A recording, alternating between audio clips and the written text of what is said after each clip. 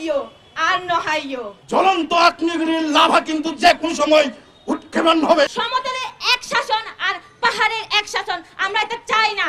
আমরা তিনজন চেতলারদের ন্যায় বিচার চেয়েছি, আমরা এই মারামারি হানাহানি চাইনি।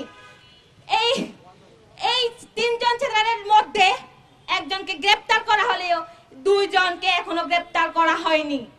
এই যে সমতলে যে 14 এই যে অভিনেত্রীকে দর্শন করা হলো, 14 জনকে গ্রেফতার করা হলো, এই যে তিনজন চেতলারকে এখনো কেন গ্রেফতার করা হয়নি?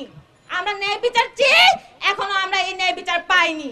বরং আমরা দেখছি গুইমারা এলাকায় এই যে আমাদের ঘরবাড়ি দোকানপাট আগুন জ্বালিয়ে দিচ্ছে, আর আমার নিরীহ ভাইদের রাষ্ট্রীয় বাহিনী আমার নিরীহ ভাইদের গুলি করে যাচ্ছে। এই সরকারকে, এই রাষ্ট্রকে এসব দেখছে না? রাষ্ট্র কি অন্ধ? রাষ্ট্র কি বধির? রাষ্ট্র কি এসব দেখছে না?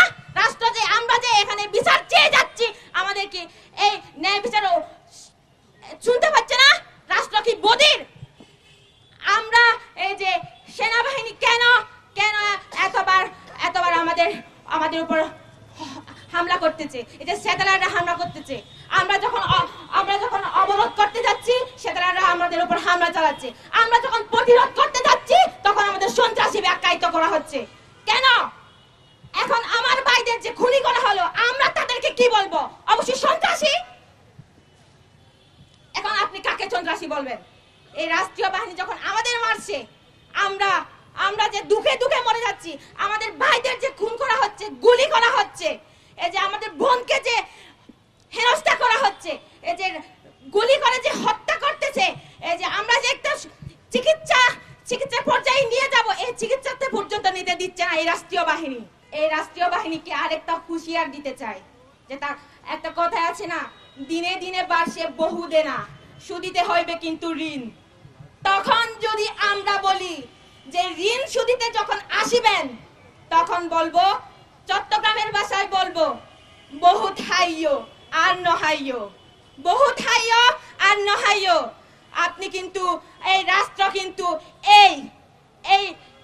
এই নৃশংসর হত্যার, এই যে নিরীহ মানুষদের উপর অত্যাচার, এই যে জুলুম করা হচ্ছে, তার শোধ কিন্তু একদিন দিতে হবে।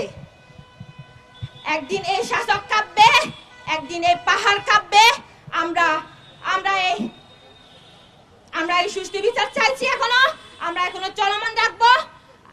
কথা দিয়ে যাচ্ছি, এই ন্যায় বিচার না পাওয়া পর্যন্ত আমরা ঘরে ফিরছি না। আপনারা রাষ্ট্রীয় বাহিনী, আপনাদের উপরে ধিক্কার জানাই। আমার ভাইয়ের উপর গুলি চালিয়ে হত্যা করছেন, সেখানে আমার বোনদের উপরে নিপীড়ন চলছে, ধর্ষণের মতো ঘটনা ঘটার পরেও বিচার চাইতে গিয়ে আমাকে খুনের শিকার হতে হচ্ছে। এই রাষ্ট্রে আমরা এইরকম একটি রাষ্ট্র চাই নাই। সংগ্রামী বন্ধুগণ,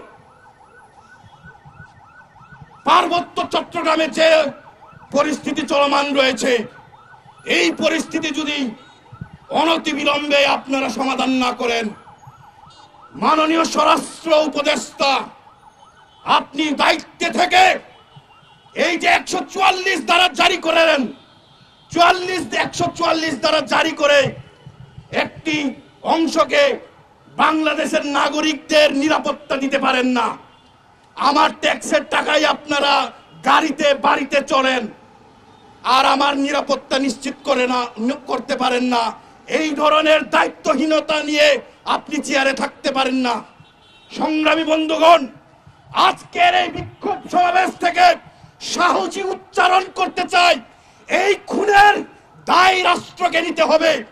আমার ভাই যতজন মারা গেছে, সেই ভাইদের রক্তের জবাব দিতে হবে এই রাষ্ট্রকে। আমি আজ ক্ষুব্ধ, বাকরুদ্ধ এবং আমি রাগান্বিত। আমার পাহাড় আজ জ্বলছে, কিন্তু রাষ্ট্রবাহিনী এবং বাংলাদেশ সরকার এখনো নির্বিকার, বোবা বধির। রাষ্ট্র আদিবাসীদের যে কান্না, যে আর্তচিৎকার, সেটা শুনতে পাচ্ছে না। সংগ্রামী শুধু ধর্ষণের বিচার তো দূরের কথা, উল্টো তারা ধর্ষণের বিরুদ্ধে প্রতিবাদ করে তাদেরকে ধরে নিয়ে যায়, নির্যাতন করে। যারা প্রতিবাদ করে তাদের উপর নির্বিচারে গুলি চালায়। এইটা কোন ধরনের ফ্যাসিবাদী আচরণ? আমরা তো সেই আগের সরকারের মতো আদিবাসীদের উপর যে নির্যাতন, যে নিপীড়ন চলেছে, সেটা আমরা দেখতে চাই নাই। 5ই আগস্টের পরবর্তীতে আমরা ভেবেছিলাম বাংলাদেশ রাষ্ট্র হয়তো এই সংস্কারের মধ্য দিয়ে আদিবাসীদের কথা তার সংবিধানে, আদিবাসীদের কথা তার বাংলাদেশের রাষ্ট্র ব্যবস্থায় তুলে ধরবে। কিন্তু এই যদি হয় আমাদের রাষ্ট্র ব্যবস্থায়, এই রাষ্ট্র ব্যবস্থাকে আমরা ধিক্কার জানাই। সংগ্রামী শুধু আদিবাসীদের ওপর যে নির্যাতন হয়েছে, যে নির্বিচারে গুলি চালানো হয়েছে, এই যদি সুষ্ঠু বিচার না হয়, ধর্ষণের যারা ধর্ষণকারী তাদের যদি বিচার না হয়, এই আদিবাসী তরুণ সমাজ আর জেগে থাকবে না।